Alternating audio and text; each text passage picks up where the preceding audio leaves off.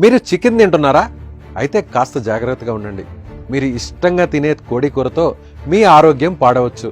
వారానికి ఒకరోజే, అది కూడా సండేనే కదా అని తిన్నా కూడా అనారోగ్యానికి గురి కావచ్చు.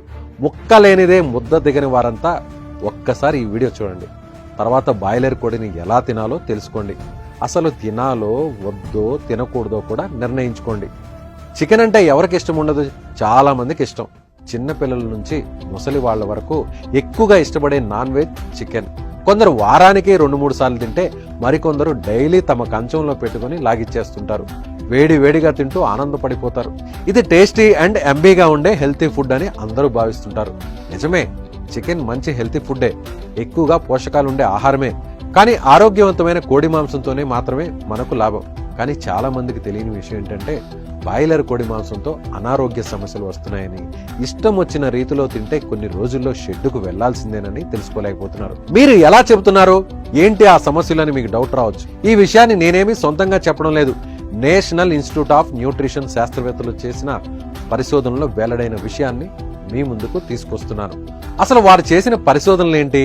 వాటిలో తేలేదేంటి? కేరళను సౌత్ జోన్ గా, తెలంగాణను సెంట్రల్ జోన్ గా విభజించి ఆయా రాష్ట్రాల్లోని 47 పౌల్ట్రీ ఫార్మ్స్ లో 131 శాంపుల్లను సేకరించారు. వాటిని పరిశీలించగా విస్తుపోయే నిజాలు బయటకొచ్చాయి. ఈ 2 రాష్ట్రాల్లో అమ్ముతున్న బాయిలర్ కోళ్లలో యాంటీబయోటిక్స్ ను తట్టుకునే ప్రమాదకరమైన బ్యాక్టీరియా వృద్ధి చెందుతుందని తేలింది.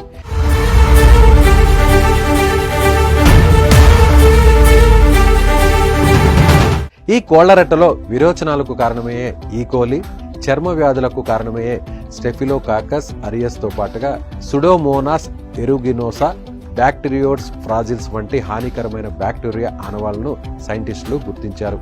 ఈ బ్యాక్టీరియా మానవుల్లో యాంటీబయోటిక్ ట్రీట్మెంట్ కు సవాల్ విసురుతోంది. దీనికి కారణం ఏంటంటే పౌల్ట్రీ ఫార్మ్స్ లో కోళ్లకు అవసరమున్నా లేకపోయినా యాంటీబయోటిక్స్ ను విచక్షణారహితంగా ఇవ్వడమే. కోళ్లు త్వరగా పెరిగేందుకు, రోగాల బారిన పడి చనిపోకుండా వాటికి యాంటీబయోటిక్స్ ఇస్తుంటారు. దీంతో ఏఎంఆర్ అంటే యాంటీ మైక్రోబయల్ రెసిస్టెన్స్ వృద్ధికి కారణమవుతుంది. మరి ఈ చికెన్ తింటే మనకేమవుతుంది? ఇలాంటి చికెన్ ను మనం తీసుకుంటే ఏఎంఆర్ జన్యు మనుషుల్లోనూ వృద్ధి చెందే ప్రమాదం ఉంది. జన్యువు మనుషుల్లో వృద్ధి చెందితే న్యూమోనియా, కలరా, ఫుడ్ పాయిజనింగ్ వంటి తీవ్రమైన అనారోగ్యానికి గురిచేసి ట్రీట్మెంట్ చాలా కష్టమవుతుంది. అయితే సరిగా ఉడికించకుండా తింటేనే ఈ ప్రమాదం ఎక్కువ. అధిక ఉష్ణోగ్రతలో ఉడికించడం ద్వారా వీటిలో 95% బ్యాక్టీరియా నాశనం అవడం మాత్రం కాస్త ఊరటనిచ్చే విషయం. తెలంగాణతో పోలిస్తే కేరళలోనూ యాంటీ మైక్రోబయల్ రెసిస్టెన్స్ జన్యువు తీవ్రత ఎక్కువగా ఉన్నట్లు సైంటిస్టులు డాక్టర్ శోభి వేలేరి, సంయుక్త కుమార్ రెడ్డి తెలిపారు. ప్రజారోగ్యానికి హాని కలిగించే యాంటీ మైక్రోబయల్ రెసిస్టెన్స్ ను పర్యావరణ వ్యవస్థలో వ్యాప్తి చెందకుండా ప్రభుత్వం తక్షణమే అరికట్టాల్సి ఉందన్నారు. బాయిలర్ కోడి కంటే నాటుకోడి ఆరోగ్యానికి తగిన పోషకాలను అందిస్తుందని నిపుణులు చెబుతున్నమాట. కానీ ప్రస్తుతం ప్రజలంతా బ్రాయిలర్ కోడిని తినేందుకు ఆసక్తి చూపుతున్నారు. అయితే శాస్త్రవేత్తలు చెబుతున్నట్టు ప్రభుత్వం వీటిపై చర్యలు తప్పక తీసుకోవాలి.